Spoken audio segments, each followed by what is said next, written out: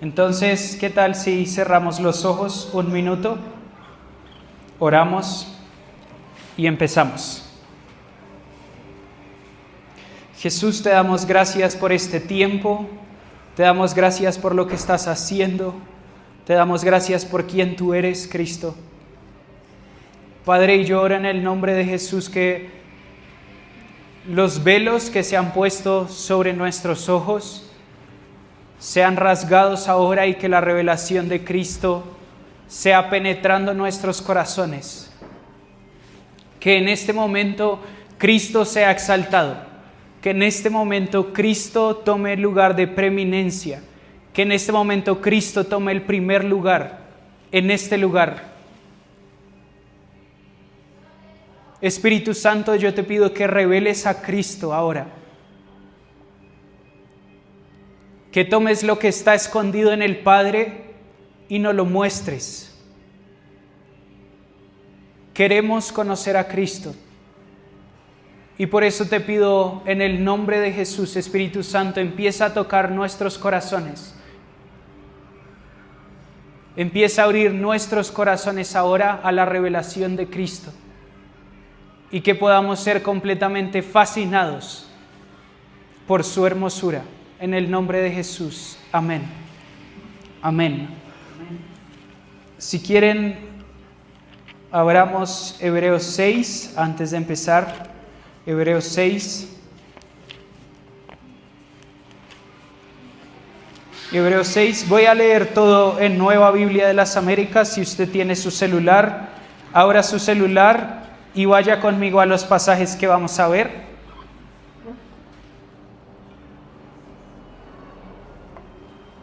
Hebreos 6. Empecemos desde el 5, que es el mismo tema. Está tratando el mismo tema desde el capítulo 5.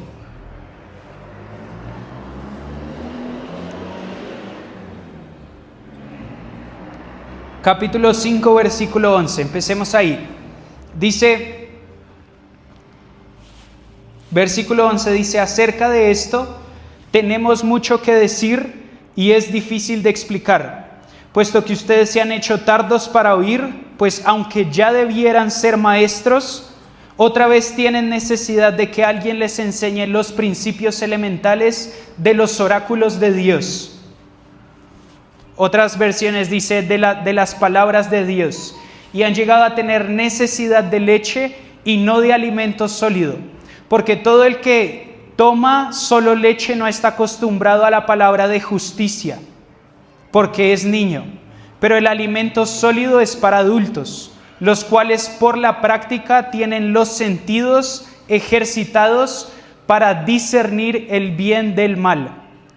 Capítulo 6, versículo 1. Por tanto, dejando las enseñanzas elementales acerca de Cristo, avancemos hacia la madurez, no echando otra vez el fundamento del arrepentimiento de obras muertas y de la fe en Dios, de la enseñanza sobre los lavamientos o bautismos, de la imposición de manos, de la resurrección de los muertos, del juicio eterno, y esto haremos si Dios lo permite. Sigue el mismo tema hasta el versículo 8, pero no vamos a leer los versículos siguientes. Es muy interesante cómo habla el autor de Hebreos, pero básicamente lo que nos dice es que tenemos la necesidad de que alguien nos enseñe los principios elementales.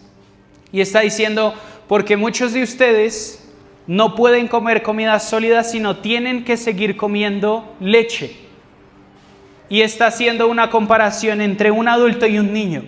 Y está diciendo, un niño tiene que tomar leche, un adulto come alimento sólido. Y después de eso va a decir, entonces avancemos. ¿Hacia dónde? Hacia la madurez.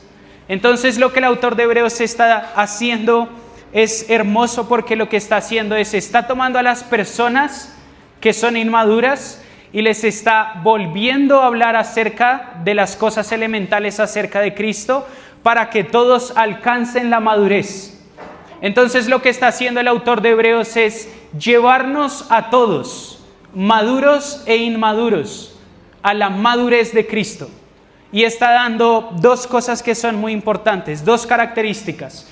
Número uno, un niño tiene que tomar leche. Iba a decir, pero un adulto come comida sólida. Y esto lo habíamos hablado a principio de año, pero ¿cuál es la diferencia entre un adulto y un niño?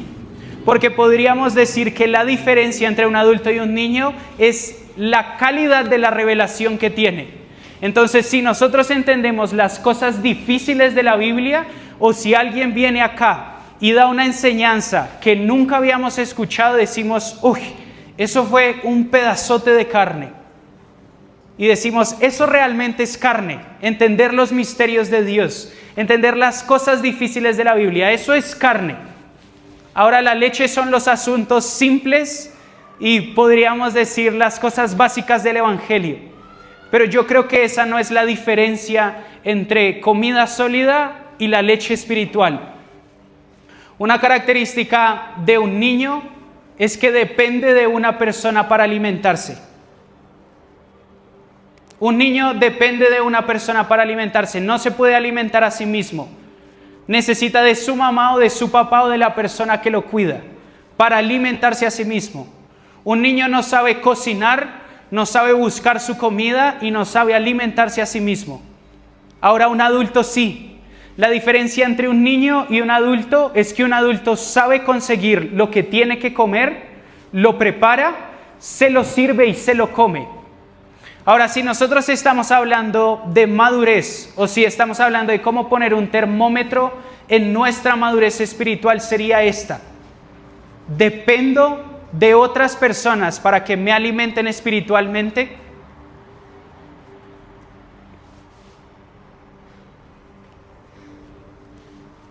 Como cuando los niños están aprendiendo a comer comida sólida, que la mamá tiene que desmenuzar todo para que se lo pueda comer y no se atore. No puede usar los cubiertos. Y esta es la verdadera pregunta, donde nosotros ponemos un termómetro a nuestra madurez espiritual. ¿Dependo de otros para alimentarme? ¿O he aprendido a alimentarme a mí mismo espiritualmente? Y nos necesitamos a todos como cuerpo, eso es verdad.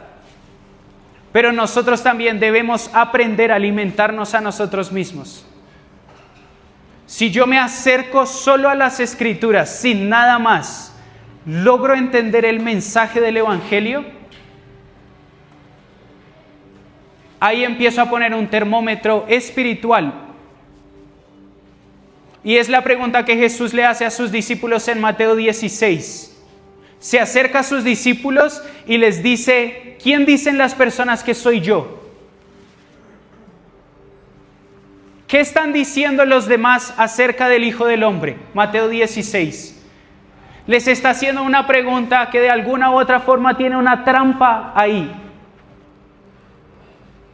Y yo creo que si vamos más profundo, lo que Jesús quiere buscar en el corazón de las personas o de los discípulos en ese momento es, ¿están viviendo de la revelación o de lo que otros les enseñaron acerca de mí? ¿O ustedes están viviendo bajo la propia revelación, bajo lo que yo digo que soy?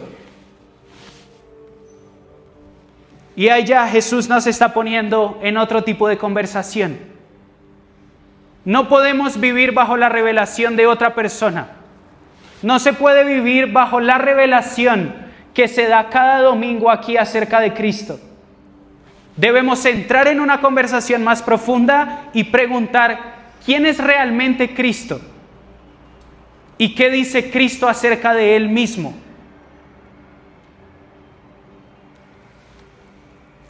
Es la pregunta que Jesús está haciendo en Mateo 16. Y después dice, ahora ustedes, ¿quién dicen que soy yo? Les cambia la pregunta. Primero les dice, ¿quién dicen las personas? ¿Qué han oído escuchar? Y ellos dicen, unos Elías, otros Juan el Bautista, otros Moisés. Todo lo que las demás personas decían no tenía coherencia con quién era Jesús. Y Jesús los lleva más profundo y les dice, ¿quién soy yo? Y creo que esto es lo que el autor de Hebreos nos está llevando a pensar, donde nos está diciendo, son niños porque todavía necesitan que les enseñen las cosas acerca de Cristo. Una vez también el apóstol Pablo le dice a una iglesia, quisiera hablarles de cosas espirituales, pero no pude, porque ustedes todavía son niños. Ahora esto no nos debe estancar, sino en cómo podemos avanzar. Por eso el autor de Hebreos va a decir, entonces avancemos hacia la madurez. Entendemos las cosas elementales y ahora desde ese punto que entendemos las cosas elementales y entendemos que somos niños, avancemos hacia la madurez. Y va a empezar a hablar acerca de eso, capítulo 6, y va a empezar a hablar acerca de cosas más profundas desde el capítulo 6 hasta el final del libro de Hebreos. Pero mi pregunta y lo que quiero hablar hoy es, ¿cómo definimos nosotros a Dios? ¿Quién es Él? ¿Quién es Dios? ¿Quién es Dios? Y la definición que tengo de Dios, ¿me la dio otra persona o me la dio Él mismo?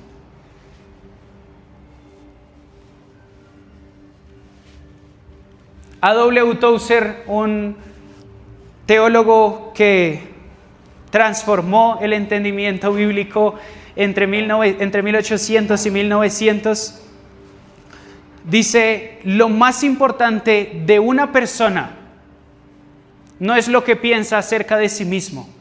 Lo más importante de una persona es lo que piensa acerca de Dios.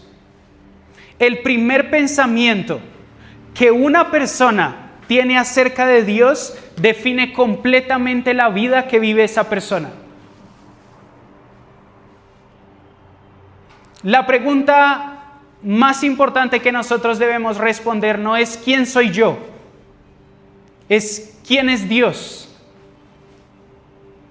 Porque la forma en la que yo defino a Dios me define a mí mismo. Y es la forma en la que yo me relaciono con Dios. La pregunta más importante que nosotros debemos responder no es ¿quién soy yo? ¿Por qué estoy acá? La pregunta más profunda que tiene el ser humano es ¿quién es Dios? ¿Quién es Él?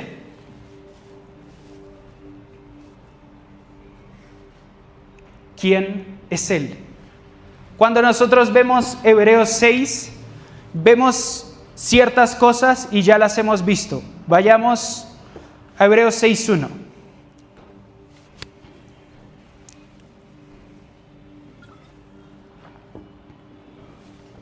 Dice, habla acerca de los fundamentos y dice, arrepentimiento, ya hablamos acerca del arrepentimiento.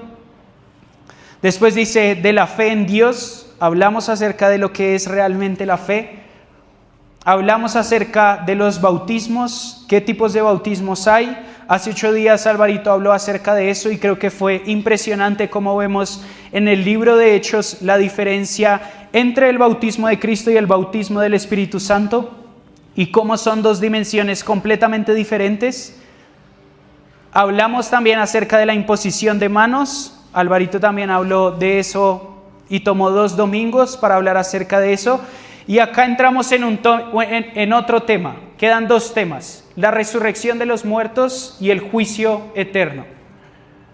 El autor de Hebreos primero nos lleva por todo el Evangelio, nos centra en este lugar de la imposición de manos, nos muestra cómo funciona el reino. Era algo que hablaba Alvarito y decía, el reino funciona con autoridad delegada. Entonces lo que hace Dios es entregar autoridad a una persona y esa persona ejerce ese tipo de autoridad con otras personas. Y así funciona el reino. Él decide delegar y entregar autoridad. En Daniel va a decir que a él le place. O sea, él siente deleite al entregar autoridad.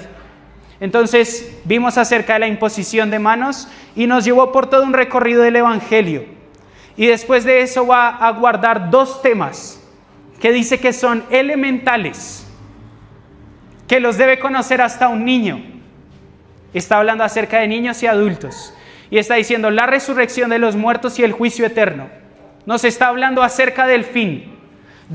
Nos empezó hablando de todo el comienzo del Evangelio. ¿Cómo comienza el Evangelio? Con arrepentimiento, con confianza. Después de eso necesita la enseñanza sobre los bautismos. Y después de eso, cuando entendemos el bautismo, la autoridad del reino. Y después de la autoridad del reino va a decir, necesito que entiendan el fin. Ahora yo creo que para entender el fin nosotros debemos entender la persona de Jesucristo. No tiene sentido el arrepentimiento, no tiene sentido el lavamiento, no tiene sentido la fe si nosotros no entendemos a la persona de Jesucristo. Y no tiene sentido el fin si nosotros no entendemos a la persona de Jesucristo. Si nosotros no podemos responder a la pregunta de quién es Él, debemos devolvernos otra vez.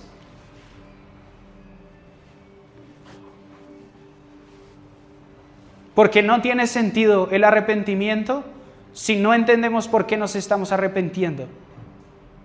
No tiene sentido la fe si no sabemos en quién estamos poniendo nuestra confianza.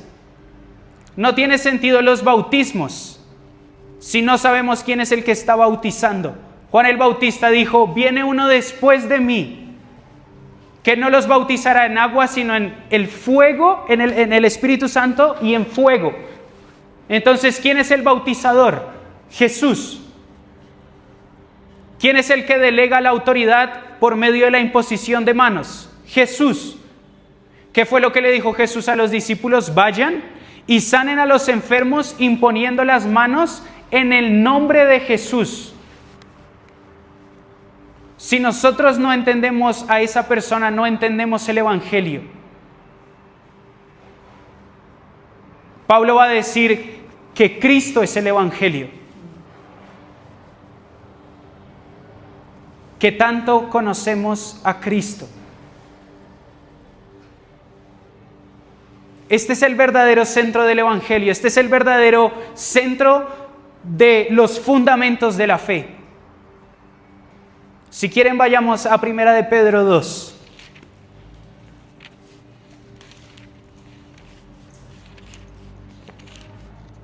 Primera de Pedro 2.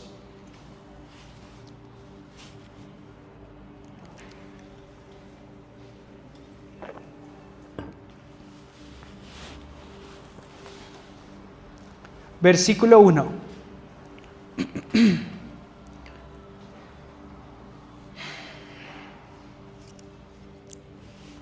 Por tanto, desechando toda malicia y todo engaño e hipocresías, envidias y toda difamación, versículo 2, deseen como niños recién nacidos la leche pura de la palabra, para que por ella crezcan para salvación, si es que han probado la bondad del Señor, y viniendo a Él como una piedra viva, desechada por los hombres, pero escogida y preciosa delante de Dios, también ustedes como piedras vivas sean edificados como una casa espiritual, como un sacerdocio santo, para ofrecer sacrificios espirituales aceptables a Dios por medio de Jesucristo. Pues esto se encuentra en la Escritura: y pongo en Sión una piedra escogida, una piedra angular. El que crea en él no será avergonzado. Este precioso valor es pues para ustedes los que creen, pero para los que no creen, la piedra que desecharon los constructores, esa en piedra angular se ha convertido, piedra de tropiezo y roca de escándalo. Pues ellos tropiezan porque son desobedientes a la palabra, y para ello estaban también destinados. Pero ustedes son linaje escogido, real sacerdocio, nación santa, pueblo adquirido para posesión de Dios, a fin de que anuncien las virtudes de aquel que los llamó de las tinieblas a su luz admirable. Ustedes en otro tiempo no eran pueblo, pero ahora son un pueblo, son el pueblo de Dios. no habían recibido misericordia, pero ahora han recibido misericordia. Pablo está hablando otra vez acá acerca de una construcción. Nosotros estábamos haciendo una analogía acerca de 6 fundamentos que nosotros debemos poner para que el edificio crezca de una manera saludable. Y el apóstol Pedro nos está diciendo, pero hay una piedra angular. Hay una piedra que es la principal. Y va a dar declaraciones fuertísimas. Va a decir que la piedra angular es una piedra desechada. Va a decir que es una piedra de tropiezo para los que se pierden. Es una piedra que muchos no quieren, porque queremos escuchar un evangelio que está enfocado en nosotros mismos. ¿Cómo resuelvo mis problemas? ¿Cómo crezco mejor? ¿Cómo lo hago mejor? ¿Cómo yo me pongo en el centro? Y el apóstol Pedro nos está diciendo, sí, nosotros somos piedras vivas que edificamos una casa espiritual, 100%. Tenemos una parte en el plan, pero está diciendo, pero hay una piedra angular. Y cuando nosotros queremos edificar algo, es imposible edificarlo sin la piedra angular, sin el fundamento que es Cristo. Por eso mi pregunta una y otra vez hoy es, ¿quién es Él? ¿Quién es Cristo? Porque si la definición de la persona más importante en la construcción no está, podemos poner fundamentos y no tienen ningún propósito. ¿Quién es Él? Por eso es tan difícil compartir el evangelio con alguien, porque no lo conocemos. No conocemos a Cristo. No invertimos el tiempo, la energía para conocerlo a Él como deberíamos conocerlo. Algo que pensaba durante estos días era, a la persona que yo más amo en este lugar, en este momento, es a Isabela. Y puedo amarla de esa forma porque la conozco más que a nadie en este lugar. Porque conozco su corazón, porque conozco sus anhelos, porque conozco su vida, y eso me hace amarla más que a todos ustedes acá. Ahora la pregunta es, ¿con qué profundidad conocemos el corazón de Jesús? ¿Conocemos lo que siente? ¿Conocemos lo que le gusta? ¿Conocemos lo que le molesta? ¿Conocemos lo que le apasiona? Si nos hicieran un examen hoy de Cristo, no de doctrinas, de hombres, como va a decir Isaías, sino de Cristo, ¿cómo nos iría? Si una persona no nos preguntara nada acerca de la iglesia, de qué hacen, de cómo lo hacen, sino nos preguntaran, ¿quién es Cristo? ¿Qué tanto podríamos hablar de Él sin parar?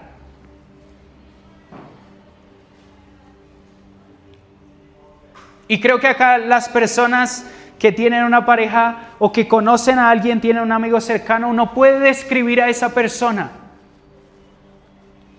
Yo puedo describir a mis amigos porque conozco sus corazones. Yo sé lo que les gusta, lo que les molesta, sé lo que hace doler su corazón, sé lo que les alegra. ¿Con qué tipo de profundidad nosotros conocemos el corazón de Jesús?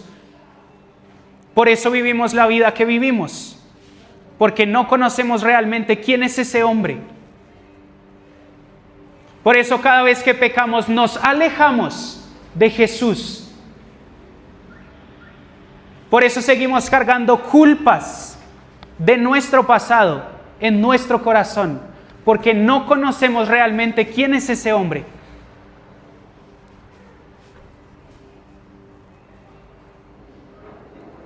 Este es el centro del Evangelio. Este es el centro del Evangelio, es un hombre y su nombre es Cristo. Y yo no quiero llenarlos de respuestas, sino quiero que una y otra vez nos preguntemos, ¿quién es Él?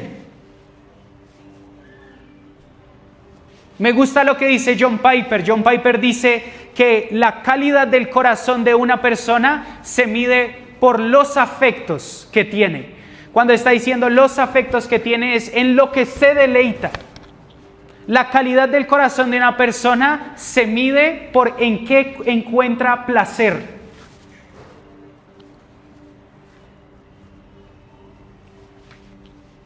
Por eso el corazón del Padre se muestra la calidad de corazón que tiene. Porque en Mateo 3 lo primero que hace para definir a Jesús, dice, en Él me complazco, en Él me deleito, en Él siento placer.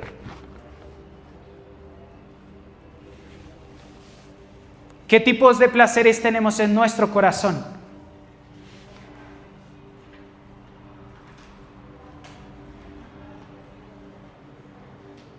¿Es Cristo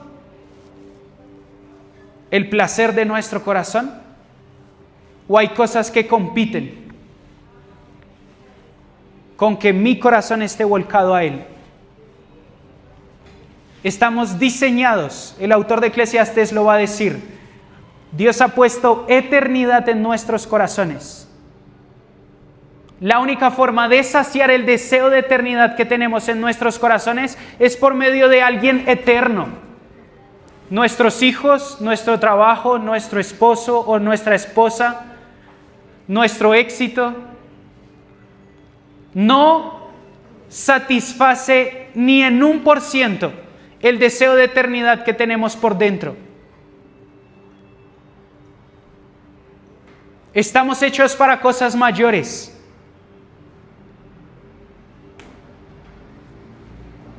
El placer etéreo y pasajero no va a suplir la necesidad de un placer eterno que Dios ha puesto dentro de nosotros.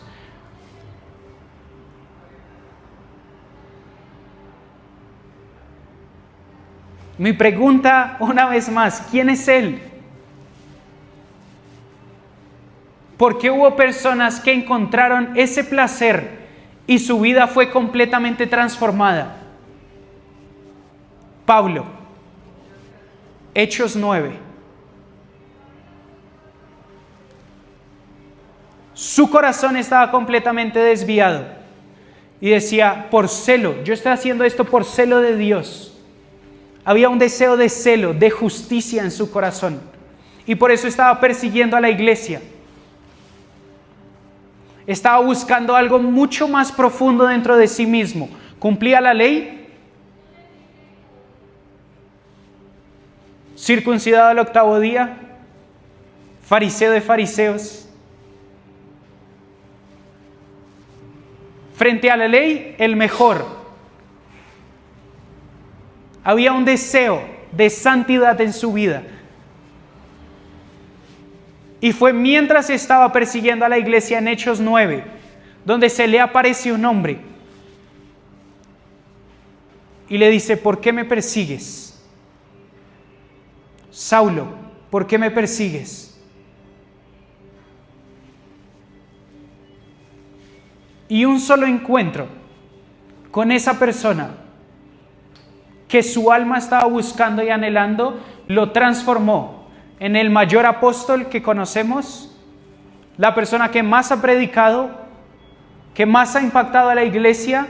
Más de la mitad del canon del Nuevo Testamento son palabras de Pablo. ¿Qué vio Pablo camino a Damasco?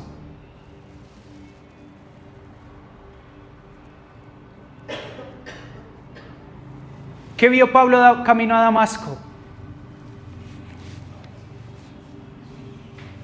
Sí, a Jesús, pero ¿qué vio?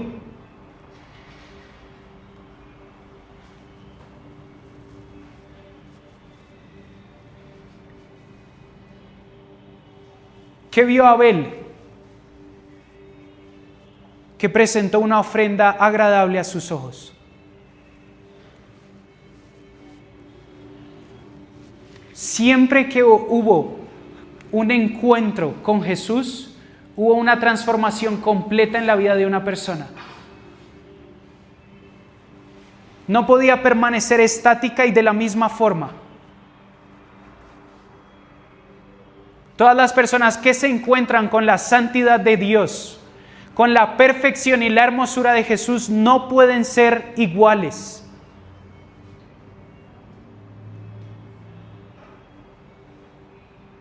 No pueden ser iguales.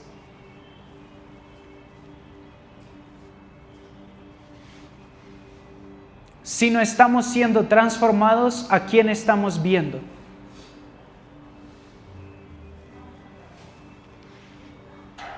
Pedro no fue el mismo. Juan no fue el mismo.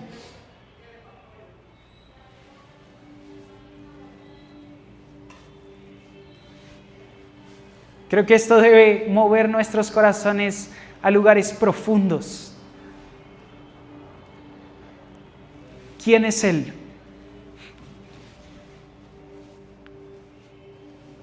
¿Quién es Él? Yo quiero verlo.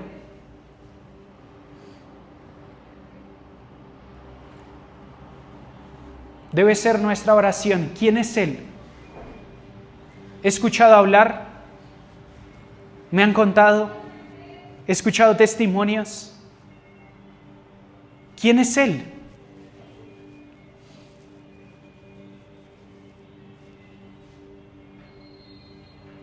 No podemos solo estar alrededor de la revelación. No podemos solo verlo de lejos. Por eso los apóstoles decían, nosotros damos testimonio de lo que hemos visto y oído, de lo que han tocado nuestras manos.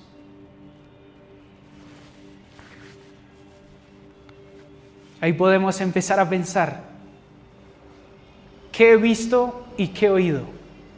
¿Qué he tocado?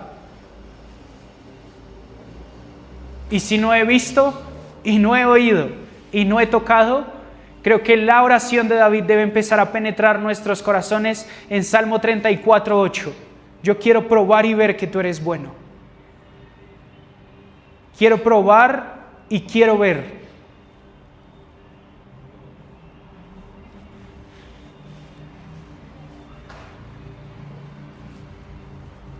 Cuando leemos la Biblia, ¿estamos leyendo un libro más o estamos hablando con una persona? ¿Me estoy acercando para adquirir información o me estoy acercando para conocerlo a Él más?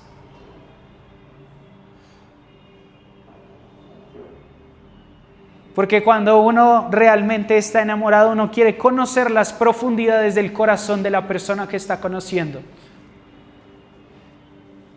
Gasta tiempo, dinero, recursos, atención.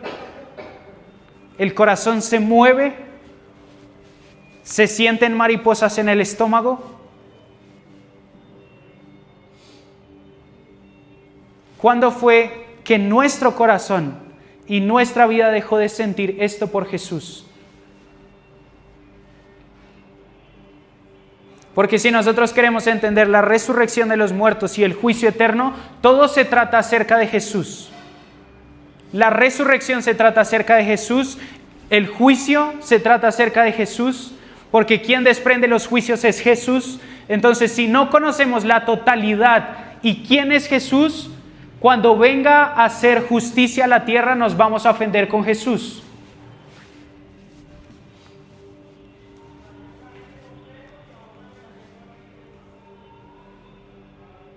¿Quién es Él? Lo voy a repetir hasta el tiempo que me quede. ¿Quién es Él? Porque es lo único que yo quiero que usted se lleve hoy.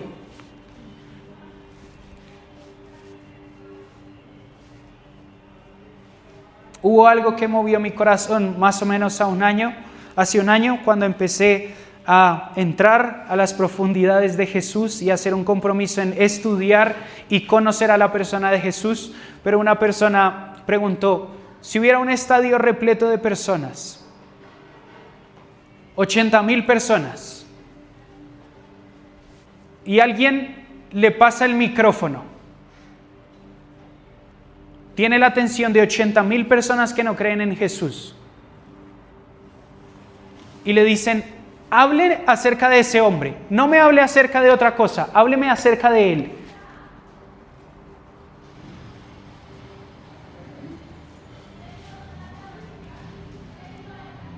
Podríamos hacerlo durante 40 minutos. ¿Quién es Él en el Antiguo Testamento? ¿Quién es Él en la creación? Colosenses 1:15 dice, por medio de Él todas las cosas fueron hechas. O sea, cada vez que el Padre estaba diciendo que se haga la luz, era por medio de Cristo que todas las cosas estaban siendo hechas.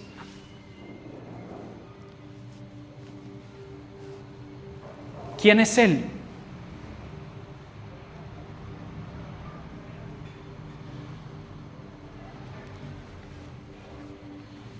Y Pedro está diciendo, ha sido desechado. Y yo creo que ha sido desechado conocer a Cristo en la iglesia.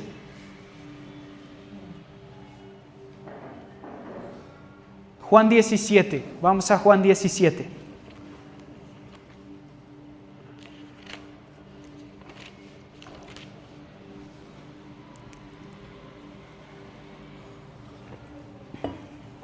Estuve investigando, pero algunos eruditos creen que el apóstol Juan escribió Apocalipsis, escribió el Evangelio de Juan y escribió Primera, Segunda y Tercera de Juan. Ireneo de León, que fue uno de los discípulos de los apóstoles, él dice que el primer libro que escribió el apóstol Juan fue Apocalipsis. Después de eso, él estuvo preso en la isla de Patmos, recibió la revelación de Apocalipsis y hasta ese momento no había escrito nada. Entonces el primer libro que escribe es Apocalipsis. Después de eso él vuelve a Éfeso y escribe Primera, Segunda y Tercera de Juan. Y después de eso escribe el Evangelio de Juan, haciendo como una síntesis de la vida de Jesús. Y hace que para mí son los 5 capítulos más necesarios de la iglesia en este momento, un resumen de la última mesa de Jesús en Juan 13 al 17. Hace 8 días, hace 15 días, por fin empezamos a estudiarlo. Y hay 2 cosas que llaman mucho mi atención. Número 1, Jesús antes de partir prepara una mesa con sus discípulos. Entra en un lugar de intimidad. Lo primero que hace antes de morir Jesús no es predicarle a las multitudes. Se sienta con sus discípulos, los sienta a la mesa y los prepara para un momento de transición. Veíamos eso con Arturo y con Diana que estaban con nosotros. Los sienta en la mesa y los prepara para una transición. Una transición que iba a tener traición, decepción, entrega. Iban a huir. Iban a tener miedo, Jesús los iba a dejar y tiene que decirles tranquilos, yo me voy, pero viene el Espíritu Santo. Y en medio de esa transición tan difícil, que creo que nosotros estamos en esa misma transición, solo mire las noticias. Yo solo tengo 25 años, pero hace 15 años que veía las noticias, son diferentes a lo que vemos hoy en día. Y hay una transición, estamos en un momento de transición y todo es incierto. La economía, la igualdad de género, los asesinatos, la corrupción, la contaminación y a donde quiera que miremos estamos viendo solo malas noticias. Y Jesús nos está diciendo, siéntense un momento a la mesa. Están en un momento de transición, siéntense conmigo a la mesa. Y habían 2 cosas que marcaban mi corazón y creo que los que estaban ahí lo pudimos sentir. Pero número 1, lo que hace Jesús, les dice, estas palabras que les estoy dando son para que su gozo sea completo. Y solo podía meditar durante estos 15 días en esta palabra. Esto que les estoy enseñando, Juan 13 al 17, es para que su gozo sea completo. Y hablábamos acerca de los problemas más grandes en este momento. Depresión, falta de motivación, ansiedad, ataques de pánico. Todo viene con problemas emocionales. Somos la generación que más problemas emocionales tiene en la historia. Yo no sé si usted lo ha sentido, pero yo lo he sentido. Y Jesús está diciendo, va a haber un tipo de gozo que ustedes no entienden. Siéntense a la mesa. Quiero que mi gozo, Juan 15:11, que mi gozo sea completo en ustedes.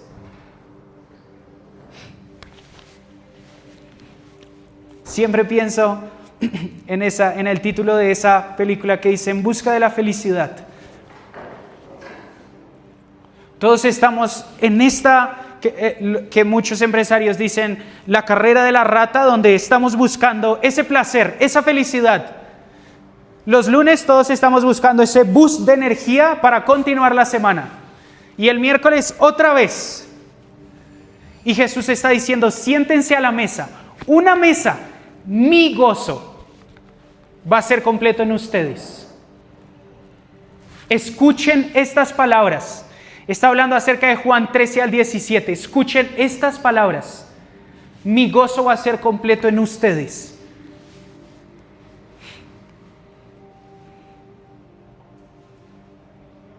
Y después, si no estoy mal, en el 16:1, va a dar la segunda razón por la que debemos sentarnos a la mesa. 16:1. Estas cosas les he dicho para que no tengan tropiezo. Ese tropiezo es escandalizo. Y quiere decir, muchos van a dejar la fe.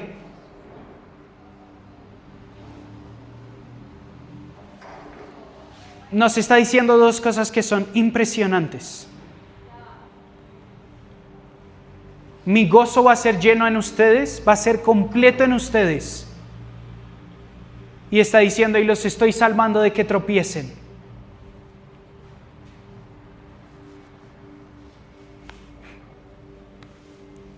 Ahora sí, Juan estuvo preso en Patmos, escribe Apocalipsis, después de eso escribe primera, segunda y tercera de Juan, y después escribe el Evangelio de Juan. Creo que uno de los resúmenes más grandes que nosotros podríamos esperar de la persona que estuvo más tiempo con Jesús, que se recostó en el pecho de Jesús, que le fue entregada la revelación de la resurrección de los muertos, del juicio eterno, de todo lo que va a pasar en el fin. Él define la vida eterna de esta forma en las palabras de Jesús. Juan 17:3. Y esta es la vida eterna, que te conozcan a ti, el único Dios verdadero, y a Jesucristo, a quien has enviado.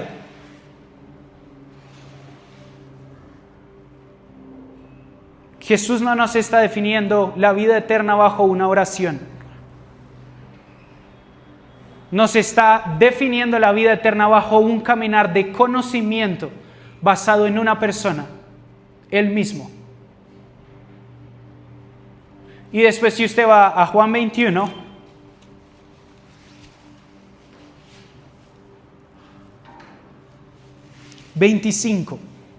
son las últimas palabras del discípulo que pasó más tiempo conociendo a Jesús.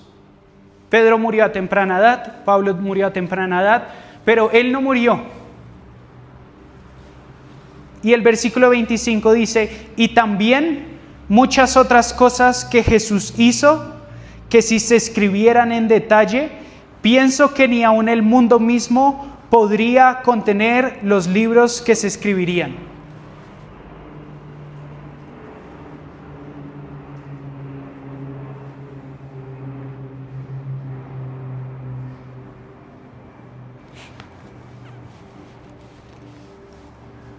Si a Juan le pidieran que definiera la vida eterna, la definiría de esa forma. La vida eterna es conocer a Cristo.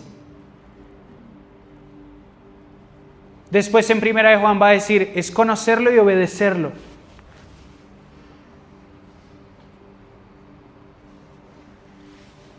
Y el versículo 25 termina diciendo, no se pueden contener las cosas. El mundo no podría contener la cantidad de libros si nosotros escribiéramos completamente todo lo que hizo Jesús en la tierra.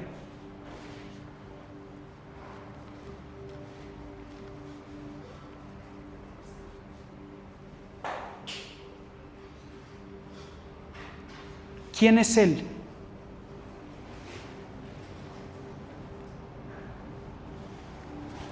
¿Quién es Cristo?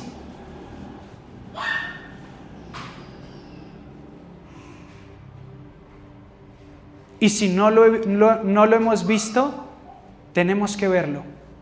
Porque a veces queremos solucionar problemas en nuestras vidas, queremos solucionar problemas de carácter, queremos solucionar problemas de pecado, queremos solucionar problemas económicos, pero si nosotros, antes de solucionar esas cosas, no hemos visto a Cristo,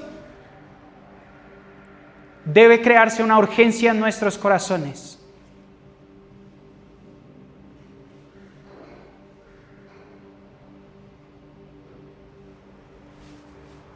¿Quién es Él?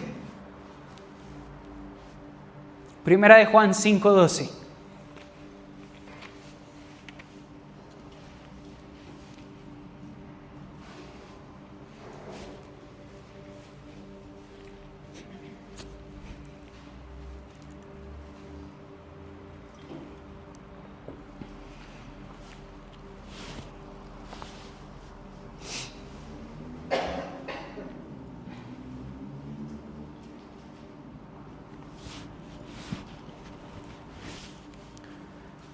Versículo 11, leamos. Y el testimonio es este, que Dios nos ha dado vida eterna y esta vida está en su Hijo. Y el que tiene al Hijo tiene la vida, y el que no tiene al Hijo de Dios no tiene la vida.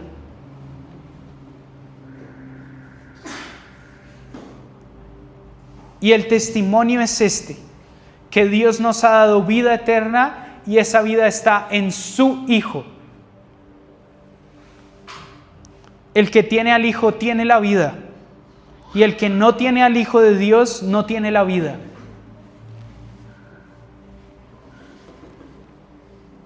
¿Cuál es su posesión más preciada?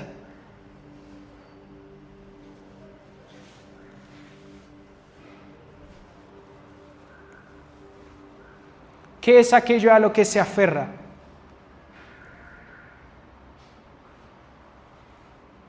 El que no tiene al Hijo no tiene la vida, pero el que tiene al Hijo tiene la vida.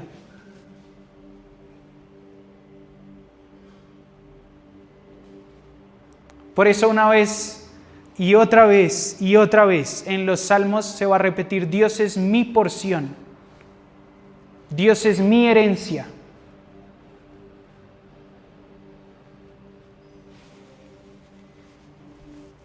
¿Quién es Él para ti?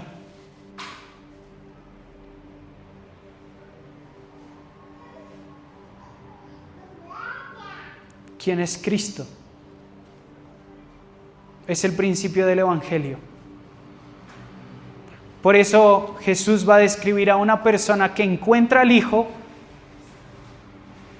va a decir, una persona que encontró un tesoro escondido, va a vender todo lo que tiene y compra ese tesoro. Va a decir, es como una persona que encontró una perla de gran valor y vendió todo para comprar esa perla.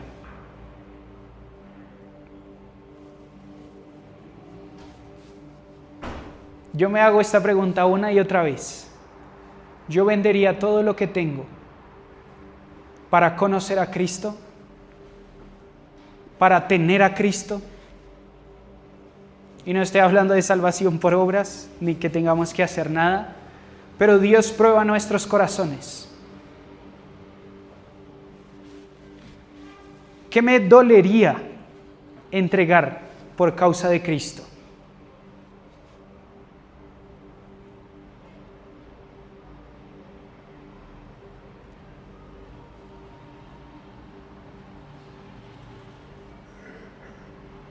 ¿Mi vida? la de mi familia, la de mis hijos, mis posesiones, mi reputación. Porque Jesús, como define el Evangelio, es de esa forma. Alguien que encuentra el valor en un tesoro no tiene miedo a entregarlo todo para adquirir ese tesoro. Pero voy a dar otro ejemplo. El joven rico.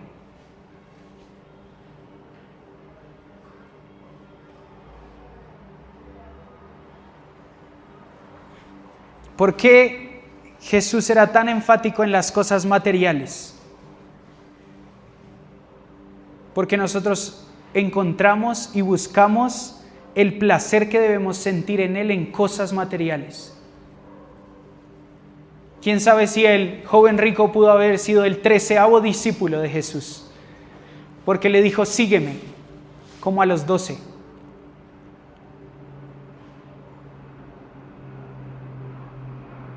Por eso Jesús va a describir el Evangelio, el que no odia a padre, a madre, a hijos, a hermanos. Y yo no podría decir, yo te amo, Dios. Y Jesús una vez más prueba nuestro corazón. Y nos pone el corazón en el lugar correcto, que es incorrecto, pero nos muestra en el lugar donde está. ¿Qué amas más que a mí?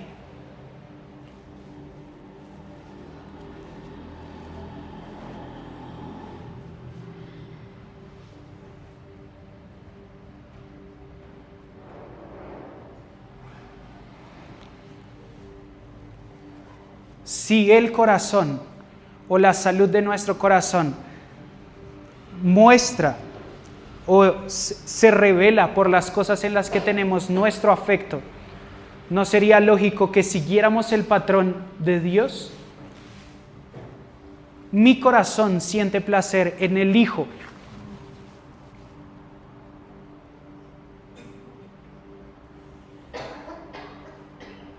No hay un solo placer que se iguale al placer de conocer a Cristo. No hay un solo placer que se iguale al placer de conocer a Cristo. Me gusta cómo lo definen algunos teólogos y dicen, no hay placer más sublime y más grande que Dios revelando a Dios al corazón del hombre. O sea, el Espíritu Santo revelando a Cristo a nuestro corazón. Cuando nosotros entramos a ese lugar de placer, donde el Espíritu Santo constantemente está revelando al Hijo en nuestro corazón, no hay placer que compita eso. Por eso es fácil renunciar al pecado cuando nosotros conocemos ese tipo de placer. Por eso Pablo había conocido ese tipo de placer que dice, es basura todo, si lo comparo a Cristo.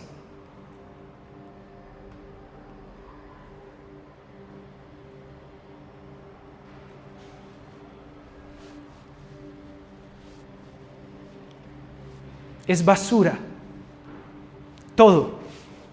Eso no quiere decir que nuestra casa se vuelva una basura, nuestra esposa sea una basura. Nada de eso. Está siendo una competencia de placeres. Y por eso les va a decir, quisiera hablarles de cosas espirituales, pero ustedes no lo entienden.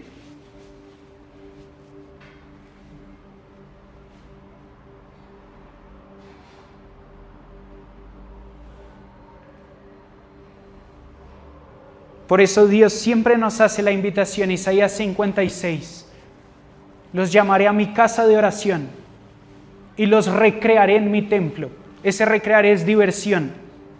Los divertiré en mi templo.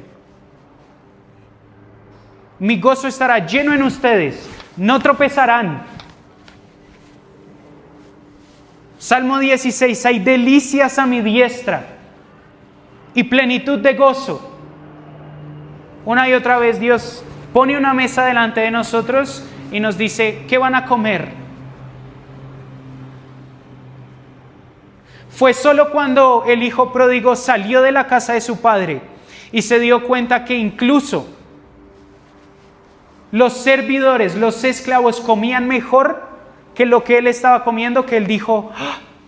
Hay un placer mayor en la casa de mi padre.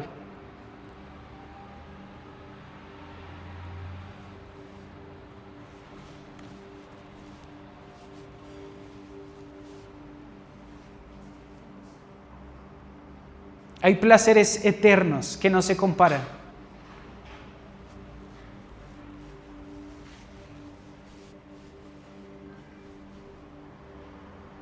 No se comparan a conocer a Cristo, a que el Espíritu Santo revele a Cristo al alma humana.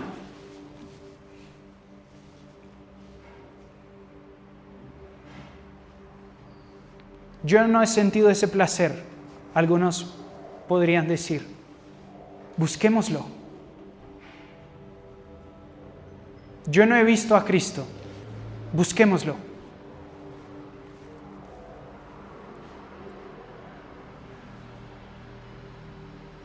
Yo todavía me aferro a cosas, no importa. Lo que nos ha traído hasta hoy, hasta este lugar, y que Dios siga insistiendo en nuestras vidas es Él mismo. Lo que hace que nosotros estemos en este lugar y muchas veces sin saber lo que queremos, pero nuestra alma desea a Cristo y sigamos asistiendo, sigamos viniendo, Dios nos siga buscando y nos siga inquietando, es Él mismo con un deseo. ¿De qué? De que lo veamos. No se cansa, no se agota. Él es paciente y lleno de misericordia, de misericordia.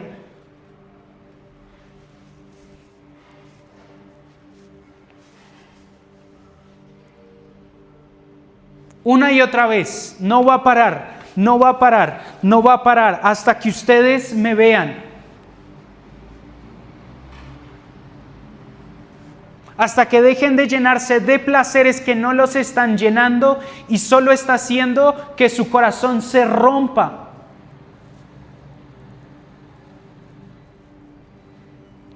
El corazón de Dios no se revela de una forma más sublime y hermosa que en el libro de Oseas. El profeta Oseas no es más que una imagen de Cristo como un novio. Porque dice: me casé contigo, Israel, y decidiste prostituirte.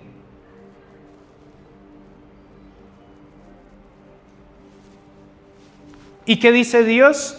Yo me casé con este pueblo infiel. Ahora hazlo tú, cásate con una prostituta. Y Oseas no descansa. Hay una película que es basada en el libro de Oseas, se la recomiendo, no sé cómo se llama. Búsquela. ¿Cómo se llama? Amor Redentor. Y es un hombre que se casa con una prostituta. Y él la trae a la casa, no tenía nada, la trae a la casa, le da una habitación, le da una familia, le da amor. Ella no merecía nada, la pone en un lugar de privilegio y ella una y otra vez se escapa de la casa. Y él tiene que irse hasta los prostíbulos donde ella estaba y decirle: ¿qué haces acá si tú tienes una casa? Era lo único que sabía hacer ella. Y muchas veces nosotros somos así. Dios nos llena de placeres eternos. Tiene que irnos a sacar y decirnos: ¿qué haces acá?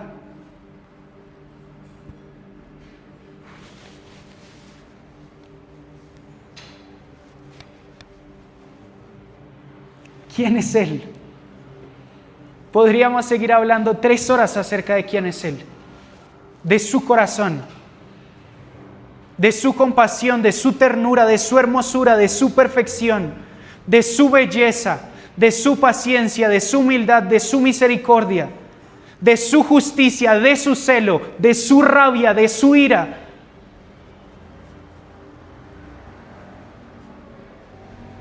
Por eso tiene que venir y desatar juicio sobre la tierra.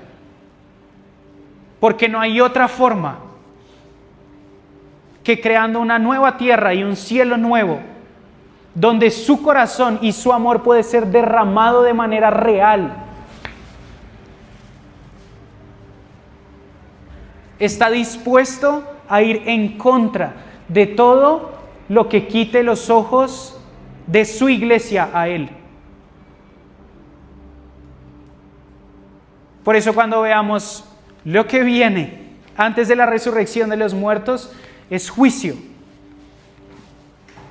contra sistemas, contra personas, contra pecado, que quita los ojos de su iglesia a Él.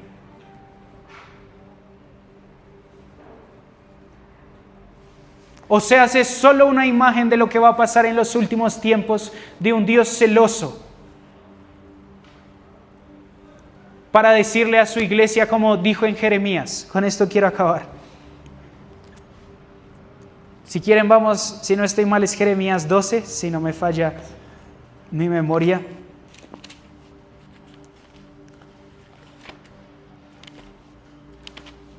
Si no, se los puedo parafrasear, si no alguien lo puede buscar por mí, me dice cuál es.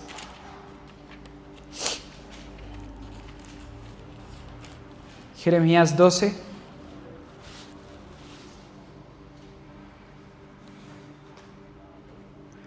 No.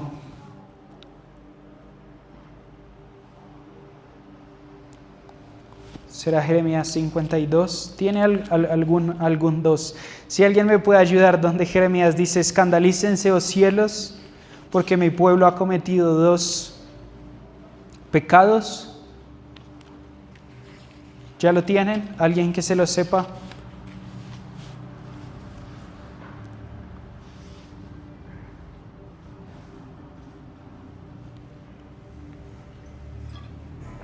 $32, si no estoy mal. 2:12. Tenía 2:12. Muy bien.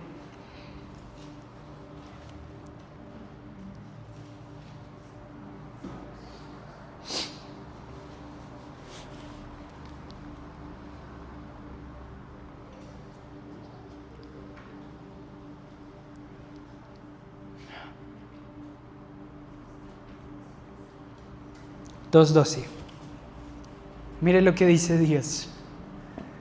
Espántense, oh cielos, por esto, y tiemblen. Queden en extremo desolados, declara el Señor, porque 2 males ha cometido mi pueblo. Me ha abandonado a mí, fuente de aguas vivas, y han cavado para sí cisternas agrietadas que no retienen agua. Las cisternas eran pozos que los israelitas tenían que cavar para almacenar agua, y una fuente de agua viva es lo que nosotros vemos en un páramo. Es de donde nace el agua. La fuente de agua viva de Israel es el monte Hermón, y todo eso, de ahí fluye agua para todo Israel. Y Jesús, el Padre, Dios, está diciendo: escandalícense, oh cielos. Yo no puedo imaginar un cielo escandalizado. Escandalícense, oh cielos. Tiemble la tierra, porque mi pueblo ha cometido 2 males. Me han abandonado a mí, y Jesús va a tomar este pasaje para hablar con la mujer samaritana. Y le va a decir: yo soy una fuente de agua viva. ¿Qué estaba haciendo ella? Recogiendo agua de un pozo. ¿Qué estaba haciendo la mujer samaritana? Le dice: has tenido 6 parejas y la última que tienes ni siquiera es tu marido. Lo que estaba haciendo Jesús con la mujer samaritana era decirle: te voy a presentar una fuente de placer que no has conocido. Has buscado llenarte con hombres y no has podido. Has buscado cavar cisternas. ¿Qué tipo de cisterna estamos cavando nosotros para saciarnos? Escandalícense, oh cielos, y tiemble la tierra, porque mi pueblo ha cometido 2 males. Me han abandonado a mí, fuente de agua viva, primer mal, y segundo mal, y cavaron cisternas para sí mismos. ¿Por qué se escandalizan el cielo y la tierra? Porque hubo una iglesia que se dejó de enfocar en Cristo para enfocarse en sí misma.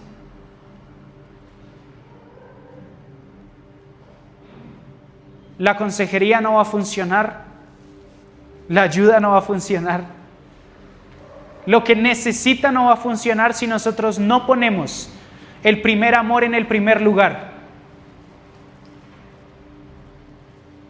Podemos gastar 10 horas dando los mejores consejos de economía, de relaciones, de emociones, de voluntad, de cómo funciona la mente, pero si nosotros no miramos a Jesús, no sirve de nada.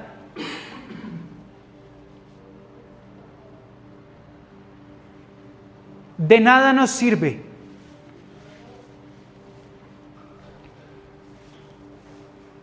Pablo va a decir eso en 2 Corintios 3:18. ¿Por qué sigo siendo como soy? ¿Por qué sigo teniendo los problemas de carácter que tengo? ¿Por qué no puedo salir del mismo círculo que me lleva al mismo error, que me lleva a lastimarme a mí mismo y a lastimar a los otros? ¿Qué pasa? Nosotros en el centro. Y Pablo va a decir, nosotros todos, mirando a cara descubierta la gloria de Dios, somos transformados a su imagen de gloria en gloria por el Espíritu. Dios, dame el consejo para hacerlo. Que alguien ore por mí. Que alguien me aconseje. Y estamos de café en café buscando que solucionen nuestros problemas. Y Dios una vez más nos está diciendo, miren a mi hijo.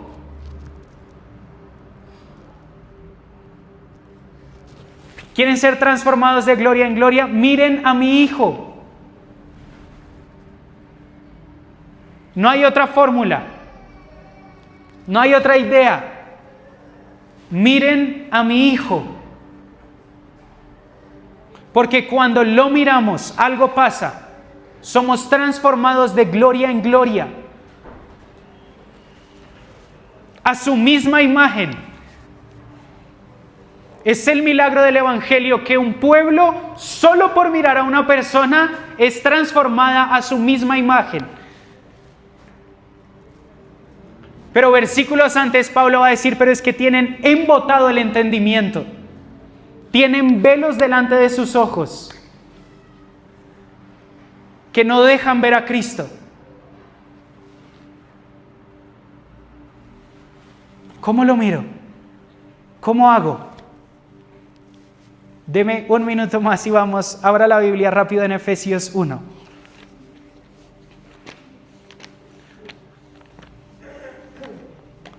Efesios 1, después vamos a Daniel 11 y le prometo que acabamos, no hablo más. Efesios 1 y Daniel 10, no hablo más. Lo prometo, no hablo más. Efesios 1 y Daniel 11. Dios quiere agotar todas nuestras posibilidades de esfuerzos, de religiosidad. Quiere llevarnos a lo último de nosotros, donde nosotros digamos, agoté todas mis posibilidades y no me parezco a Cristo. Y nos va a decir, miren a Cristo. Haga menos, mire más. Haga menos, mire más. Se trata de mirar. Por eso, piense un momento conmigo. Siento que necesitamos profundizar en esto. Piense conmigo. ¿Qué es lo que está robando nuestra atención en este momento? ¿Por dónde se va nuestro tiempo y nuestra atención en este momento? Ayúdenme. En este momento, ¿por dónde se va nuestra atención, nuestro tiempo? ¿Qué pasa haciendo más el ser humano en este momento de la humanidad? Más redes sociales. ¿Cómo nos antojan los restaurantes? En el almuerzo, allá iba. ¿Cómo nos antojan los restaurantes? ¿Cómo nos antojan los restaurantes? Imágenes. ¿Por qué compraron ese tipo de ropa y no otro tipo de ropa? Porque les gusta. ¿Por qué decoraron la casa como la decoraron? ¿Por qué tienen el carro que tienen? ¿Por qué se peluquearon de la forma en la que se peluquearon?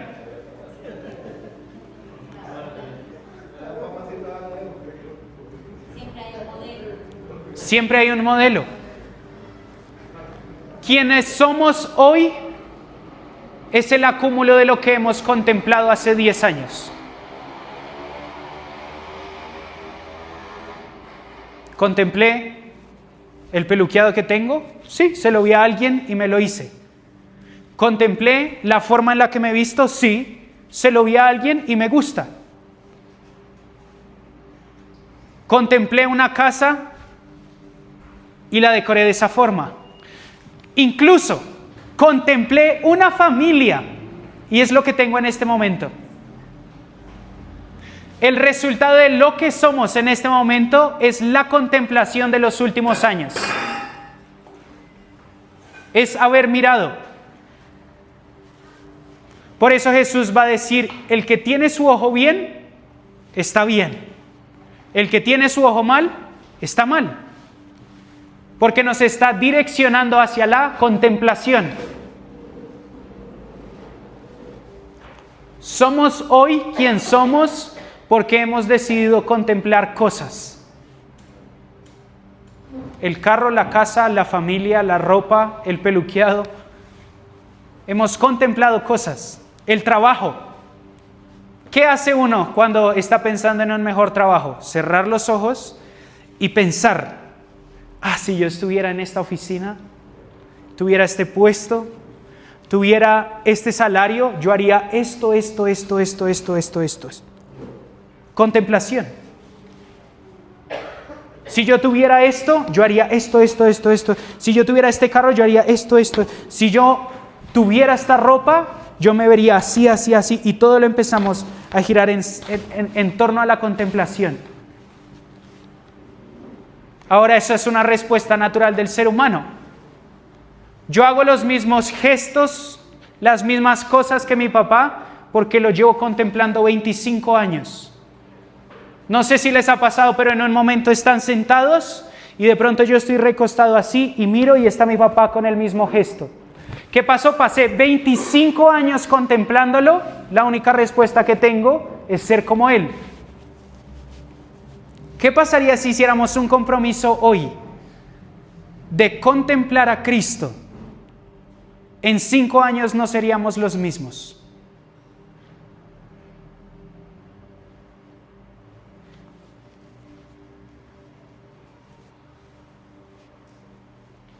Ahí es donde está la pregunta que todos nos han hecho. ¿Qué haría Jesús en consejería?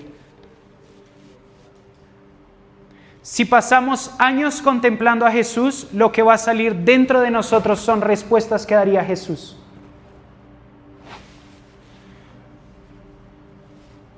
Por eso hay una guerra por nuestra atención. Porque la publicidad, el marketing y la psicología saben muy bien lo que están haciendo.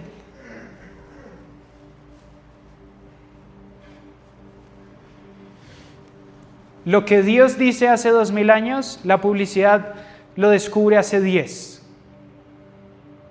Y transformó a toda una generación bajo la contemplación, bajo la atención. ¿Cuánto tiempo de atención y de contemplación le estamos dedicando a Cristo para convertirnos como Él?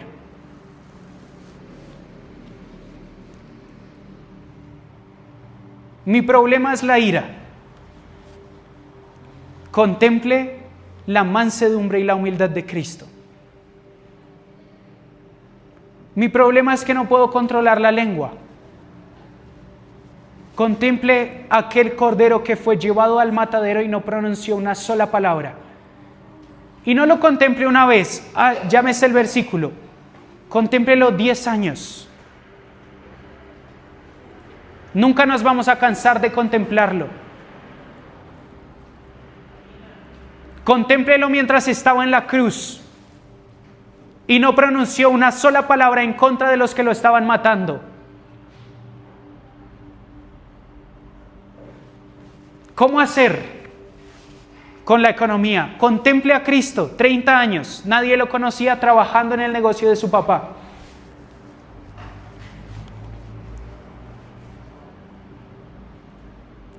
No hay otra solución, no hay otro evangelio, sino mirar a Cristo y transformarnos como Él es. No piense en corto plazo, por favor, y acá quiero decepcionarlo. No va a suceder en un día, a menos que haya un encuentro sobrenatural que pasan y hay transformaciones, debemos buscarlas, pero piense de aquí a 5 años, en quién se quiere convertir. Y tenga mucho cuidado, porque lo que contemple va a definir quién va a ser usted.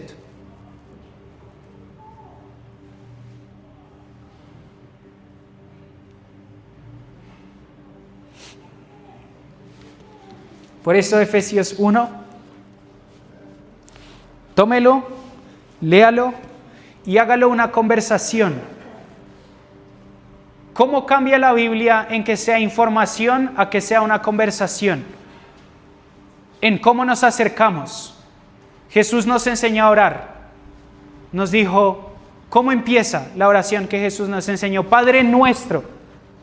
La oración no empieza con algo que decir o algo que pedir. Empieza con alguien a quien mirar. ¿Cómo empezó la oración Jesús? Padre nuestro. Una persona. Santificado sea tu nombre. Nunca empieza una oración Jesús pidiéndole cosas al Padre, como nos enseña a orar. Empieza con una persona, contemplando a esa persona. Eso cambia completamente la forma en la que nosotros nos acercamos a la Escritura y al lugar de oración. Por eso nos aburrimos, porque llegamos al lugar de oración, Señor, yo te pido por esto, nos paramos y nos vamos. Perdimos lo más precioso de la oración, contemplar a Cristo.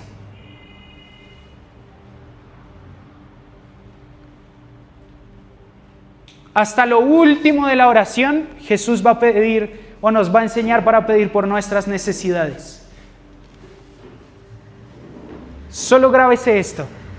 La oración empieza con una persona y es una conversación. Le voy a dar un ejemplo y nos vamos. Efesios 1:17. Entro al lugar de oración. Pido que el Dios de nuestro Señor Jesucristo y el Padre de gloria les dé espíritu de sabiduría y de revelación en un mejor conocimiento de Él. ¿Qué hacemos nosotros? Hermano, hay un espíritu de sabiduría y de revelación para conocer a Cristo. Nunca se volvió una conversación.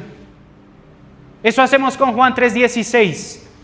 ¿Cuál es el evangelio? De tal manera amó Dios al mundo que ha mandado a su Hijo unigénito para que todo aquel que en él crea no se pierda, sino que tenga vida eterna. ¿Hablamos con esa persona acerca de eso? ¿Qué pasa si nosotros nos sentamos y volvemos esto a una conversación? ¿De tal manera amó Dios al mundo? Jesús, ¿cuál fue la forma en que amaste al mundo? Jesús, ¿cuál es la forma en la que tú amas a las personas? En que tú amas la tierra.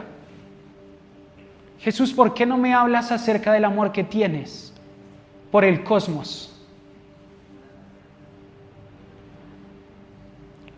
Padre, ¿por qué no me revelas que no te importó entregar a tu propio Hijo por mí? Dejó de ser completamente información y se transformó en una conversación. Efesios 1:17. Es que hay un espíritu de sabiduría y de revelación. ¿Qué tal si nos sentamos y le preguntamos, cómo lo dice, incluso solo cómo empieza? Dice, el Padre de nuestro Señor Jesucristo, el Padre de gloria. Con eso podemos meditar un año. ¿Quién es el Padre de gloria? ¿Qué quiere decir el Padre de gloria? ¿Qué quiere decir que esté diciendo en un mejor conocimiento de Él? ¿Acaso puedo conocer mejor a Cristo? Y lo transforma en una conversación. Padre, yo deseo espíritu de sabiduría y de revelación para conocerte a ti. Yo no puedo conocerte, pero que descienda ahora espíritu de sabiduría y de revelación. Nada se mueve dentro de mí. No quiero conocer a Cristo. No me importa hasta que algo pase. Padre, que descienda espíritu de sabiduría y de revelación. Yo quiero conocer a Cristo. Tú dijiste que la vida eterna es conocer a Cristo. Quiero conocer a Cristo. No estoy adquiriendo información, le estoy hablando a una persona. Y eso cambia completamente la forma en la que nos acercamos a las Escrituras. Mi pregunta otra vez es, ¿quién es Él? ¿Quién es Cristo?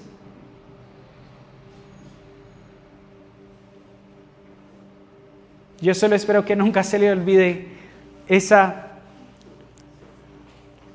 pregunta.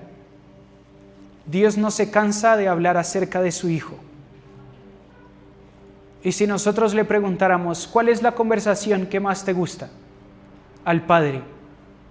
Él diría incluso, no hablemos acerca de mí, hablemos acerca de mi Hijo. Si le preguntáramos al Espíritu Santo, háblanos. Nos vamos a sorprender con que el Espíritu Santo diga, yo amo hablar acerca de Cristo. Los invito a que cierren sus ojos y que podamos hacer una oración todos juntos. Que podamos hacer lo que dice el apóstol Pablo. Y lo invito a que ponga sus manos en su corazón y podamos orar. Espíritu de sabiduría, abre mi corazón y ahora pueda poner sus manos sobre sus ojos y pueda decir, Espíritu de revelación, abre mis ojos. Quiero conocer a Cristo. En el nombre de Jesús. Amén. Amén.